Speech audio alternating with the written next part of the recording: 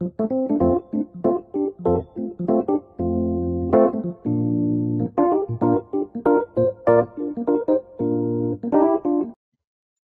everyone, this is Ramalinga Prasad Kuppa.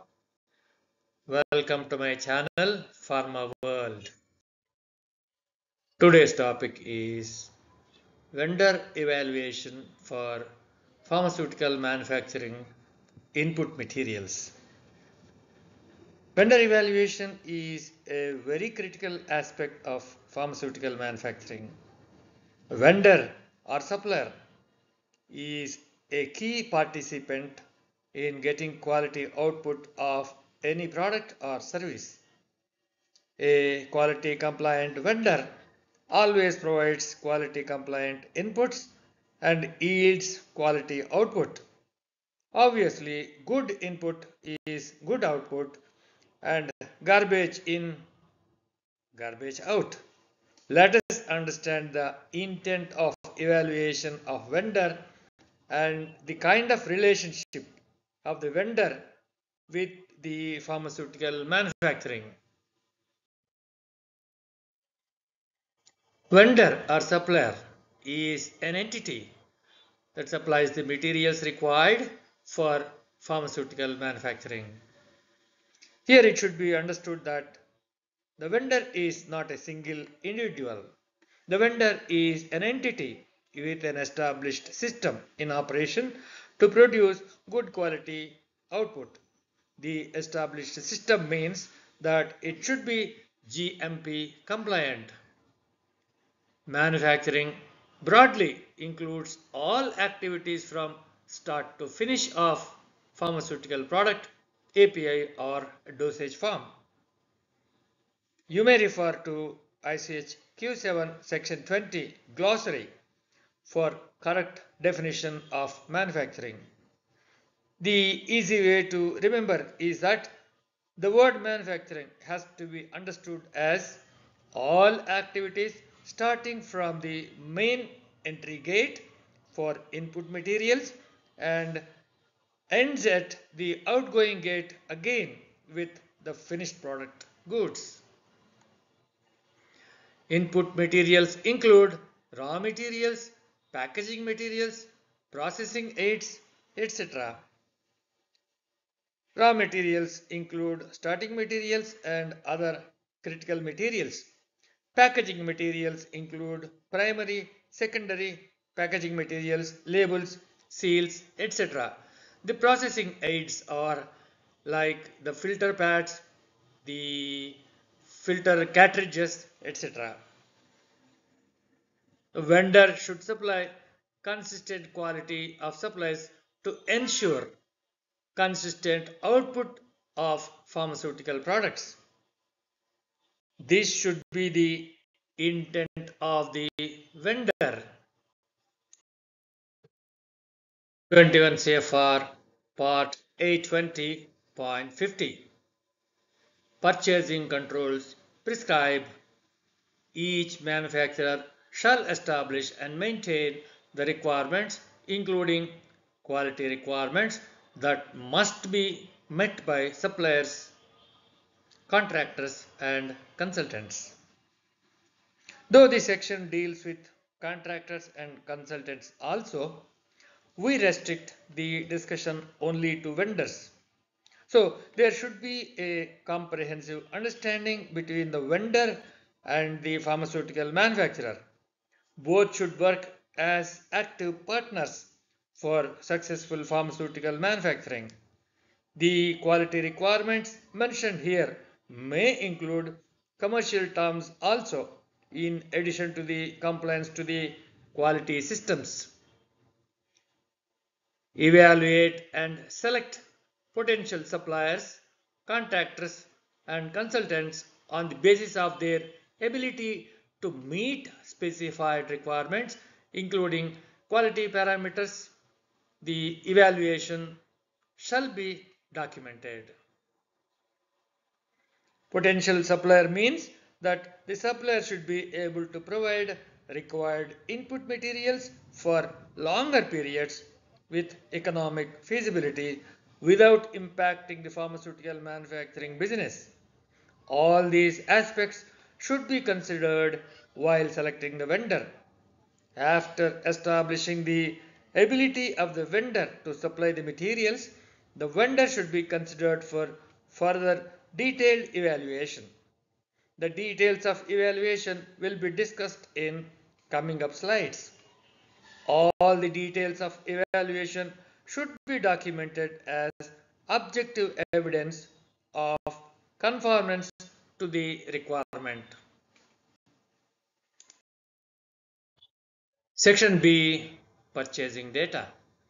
Each manufacturer shall establish and maintain data that clearly describe or reference the specified requirements, including quality requirements for purchased or otherwise received product and services. The section also prescribes the requirement of purchasing data. Specified requirements mean that the vendor should supply the material as per the current specifications of the pharmaceutical manufacturer. It means that the pharmaceutical manufacturer should provide an updated specification sheet to the vendor whenever there is a revision in the specifications of that material. So there should be a provision in the change control system to communicate to the vendor on the updated requirement. The current updated version should be shared with the vendor wherever necessary. Purchasing documents shall include, where possible, an agreement that the suppliers, contractors, and consultants agree to notify the manufacturer of changes in the product or service so that the manufacturer may determine whether the change may affect the quality of the finished device. This is another important aspect. This is from vendor side. If there are any changes in the process steps, the vendor must communicate to the pharmaceutical manufacturer on such changes to evaluate the impact of change in vendor's production process. Even if there is a change in packaging scheme, it should be communicated to the API or dosage form manufacturer. Path forward. Now let us see how the vendor evaluation is done. The evaluation of vendor or supplier should be done in several steps. They include selection of the vendor. First step of selection of the vendor was discussed in slide 5. Past quality history of the vendor. For this, it may be necessary to check a couple of annual product quality review reports at the vendor's premises. Capability, including evaluation of component variability and confidence levels. Capability is not a simple English word to establish the ability to provide the material consistently. Capability must be evaluated statistically. Statistical variability and confidence level data may be requested for review from the vendor. GMP compliance. GMP compliance should be the basic culture and attitude of the vendor. The vendor should follow certain guidelines to comply with. The ICH Q7 guide may be utilized for starting materials or intermediates.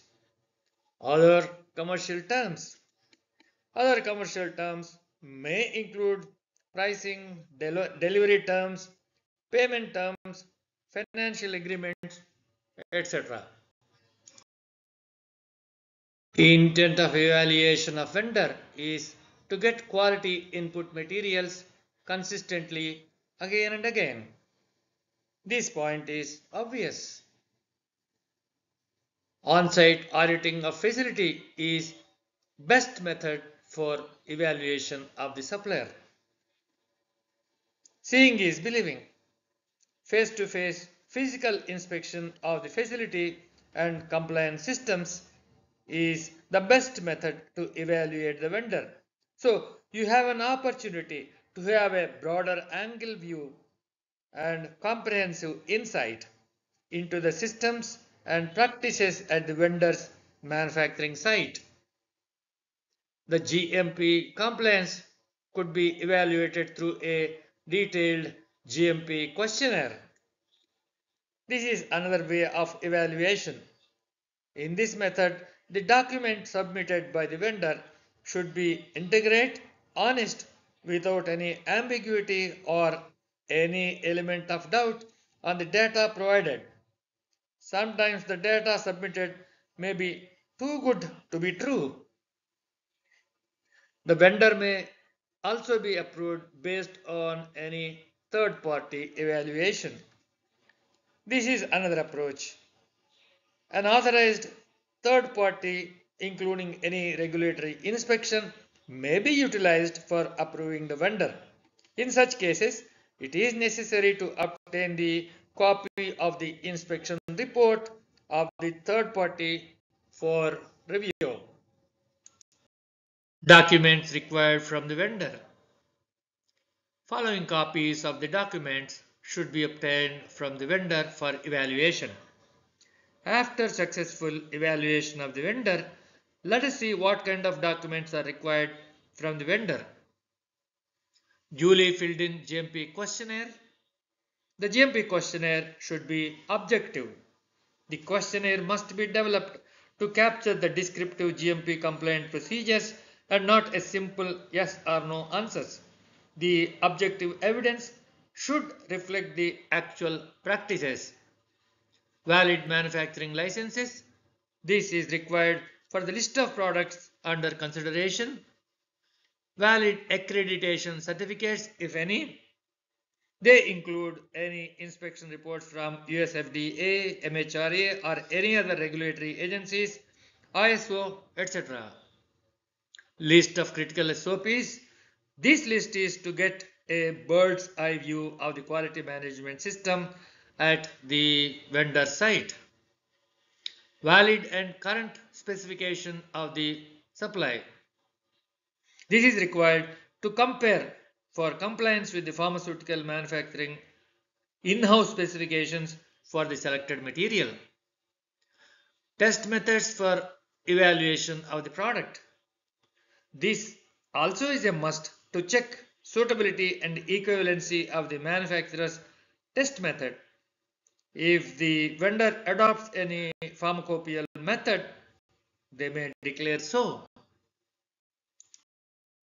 As next important step, handling of post-approval must be done.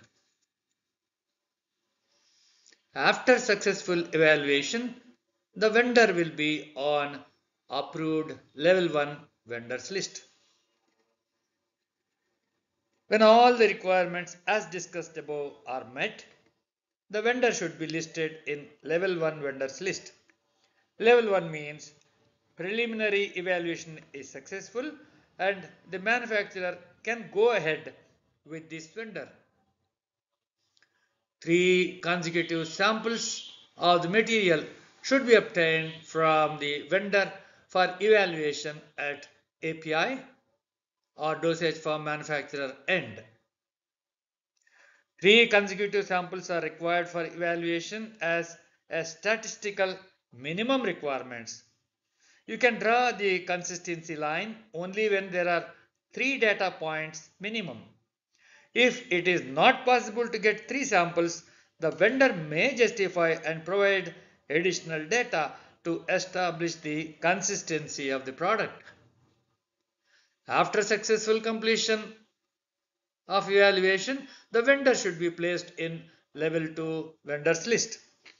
After successful testing and performing a use test in R&D laboratory, the test data is evaluated and if successful, the vendor will be listed in level 2 approved vendor list.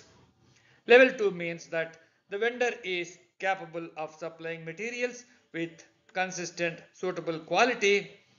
You can commercially purchase from such vendor.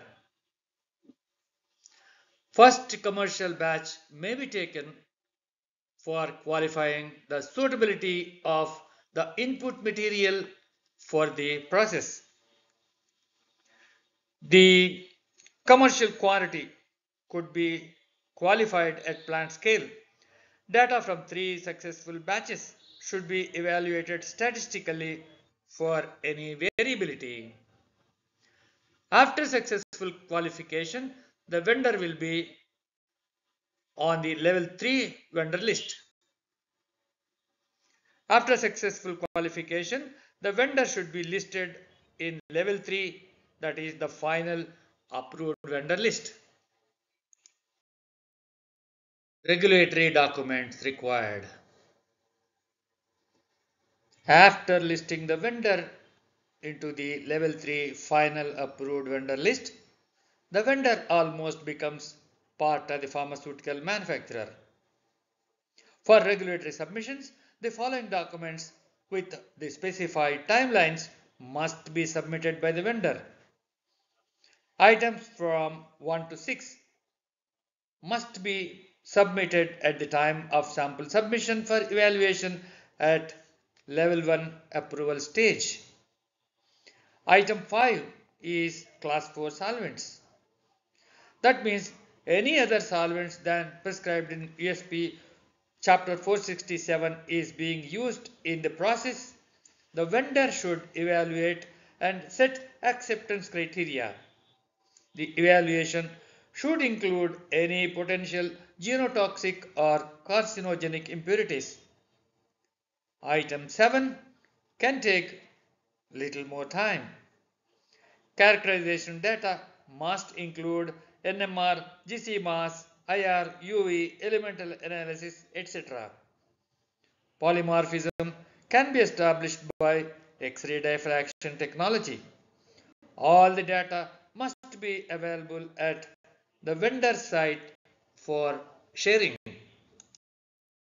In continuation of the previous slide, item numbers 8, 10, 12 and 13 should be submitted at the time of sample submission, and items 9 and 11 may be submitted within 3 months' time.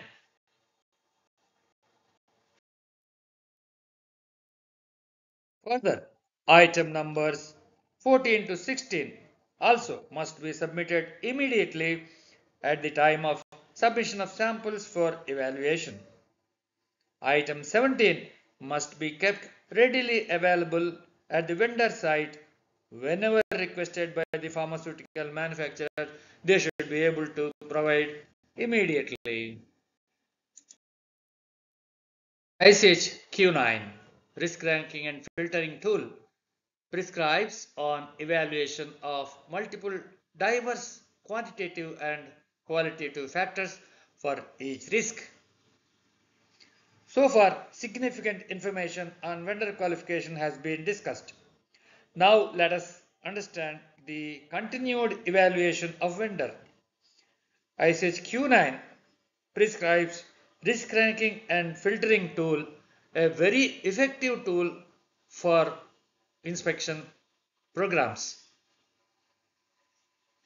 The tool involves breaking down the basic question into as many components as needed to capture factors involved in the risk.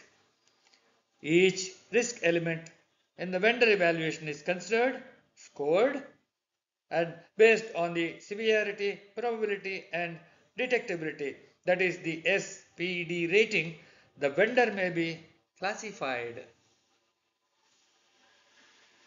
These factors are combined into a single relative risk score that can then be used for ranking risks.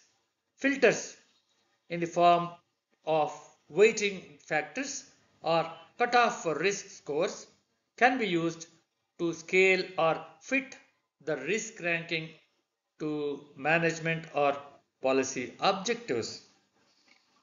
If the risk is low, the frequency of vendor evaluation may be relaxed, and if the risk is more, the vendor evaluation may be tightened. A 5-star rated vendor may be inspected once in 5 years, whereas 1 or 2 star rated vendors may be inspected more frequently, say for every 2 years or less. I hope that this elaborate insight into the vendor evaluation is understood well. Check if your system of vendor evaluation has all these requirements incorporated into it. Thanks for watching. For more videos, please do subscribe, like and share. Also, please leave a message in the comments box for any further support. Thank you.